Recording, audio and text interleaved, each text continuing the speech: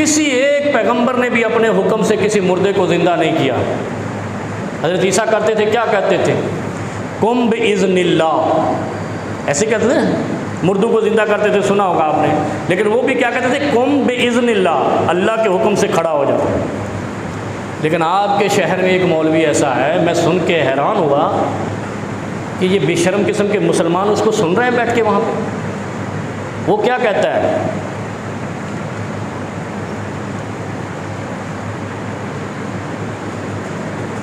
غوث پاک، جو میں تو غوث پاک ویسے نقل کفر نہ باشد اس لیے کہتا ہوں، ورنہ وہ شیخ جیلان ہیں بغداد والے، کھانا کھا رہے ہیں، مرغ کھا رہے ہیں، یہ آپ لوگوں نے سنی ہوگی، لیکن میں اس پر رزلٹ دے دوں نا، نتیجہ شریعت کی نظر میں۔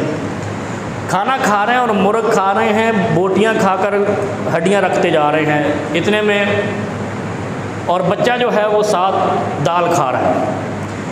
اتنے میں بچے کی والدہ آ گئی، اس نے کہا ہیں خود مرغ کھا رہے ہو، میرے بچے کو دال کھلا رہے ہو؟ اب جناب وہ جب کھانا کھا لیا تو اس نے وہ جو ہڈیاں رکھی تھی ان پہ ہاتھ رکھا اور کہا قم بإذنی، اور وہ مرغ بن گیا۔ کیا بن گیا؟ مرغ بن گیا، جس کو کھا لیا تھا اس نے، بابے نے۔ جب بابے نے کھا لیا، ہڈیاں بن گئیں، وہ ہڈیوں پہ ہاتھ رکھا اور کہا قم بإذنی۔ اب قم بإذنی کا مطلب پتہ کیا ہے؟ اللہ کا انکار، کفر اکبر ہے کہنا کہ قم بإذنی، میرے حکم سے کھڑا ہو جا۔ پیغمبر نے بھی قم بإذنی نہیں کہا، بلکہ کہا قم بإذن اللہ۔ حضرت عیسیٰ علیہ السلام، عیسیٰ روح اللہ، اس نے بھی قم بإذن اللہ کہا، اللہ کے حکم سے کھڑا ہو جا۔ اور آپ کے شہر کا مولوی کہتا ہے کہ غوث پاک نے، نعوذ باللہ، جو بغداد کا وہ ہے نا شیخ جیلان، جو وہابی ہے خود عقیدے کے اعتبار سے، وہ اس نے کہا قم بإذنی اور مرغ بن کر کھڑا ہو گیا۔ اب بتاؤ اس میں اور حضرت عیسیٰ علیہ السلام کے عقیدے میں اور اللہ کے حکم میں کتنا فرق ہے؟ اور پھر یہ غوث اعظم اس کو کہتے ہیں، اور اتنا بڑا الزام اس کے پیچھے لگایا ہے جس کا اپنا عقیدہ اہل حدیث والا تھا، جو ان کا غوث بنا ہوا ہے۔ قم بإذنی کہنا گویا اللہ کا انکار کرنا ہے، روحوں کو زندہ اللہ کرتا ہے۔ اور جتنے پیغمبر آئے، کسی پیغمبر نے یہ آواز نہیں لگائی، بلکہ یہ کہا قم بإذن اللہ، اللہ کے حکم سے کھڑا ہو جا۔ تو میں صرف اتنا کہوں گا کہ یہ جو کوکب نورانی ہے، ایک تو یہ مولوی نہیں رہا اس جملے کے بعد، دین اسلام کا مولوی نہیں رہا، عالم نہیں رہا۔ دوسرا، اس کا نکاح ٹوٹ گیا ہے، کیونکہ اس نے کفر اکبر کیا ہے۔ اگر بیوی مسلمان ہے تو وہ اس کے نکاح میں نہیں رہی۔ کیوں؟ یہ میرا عقیدہ نہیں ہے، انہی کا عقیدہ بتاتا ہوں۔ میں نے وہ بھی دیکھا ہے کہ ان کے ہاں یہ موجود ہے کہ اگر بریلوی کا نکاح دیوبندی نے پڑھا دیا تو جو اتنے اس میں شریک ہیں ان کا نکاح ٹوٹ گیا، جو بریانی کھانے گئے تھے بیچارے۔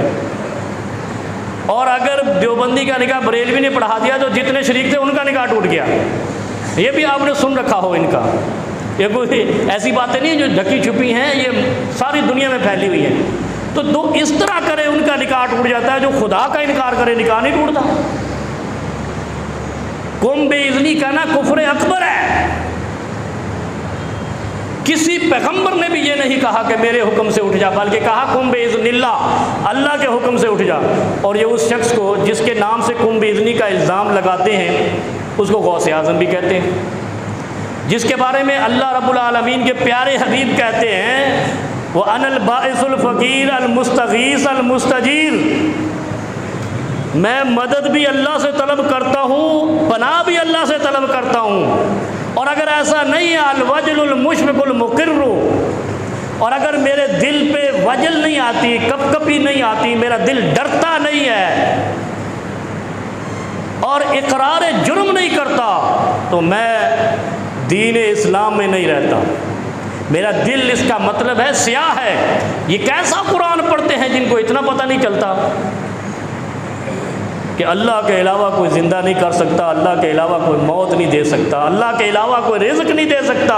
یہ عقیدہ روم کے بادشاہ کا بھی تھا جو عیسائی تھا، اور آج کے مسلمان اس عقیدے سے منکر ہو کے کہتے ہیں ہم بڑے عاشق رسول۔ اس میں عشق رسول کہاں ہے؟ یہاں تو الزام ہے رسول اللہ صلی اللہ علیہ وسلم کی لائی ہوئی شریعت پہ، انکار ہے، شرک ہے۔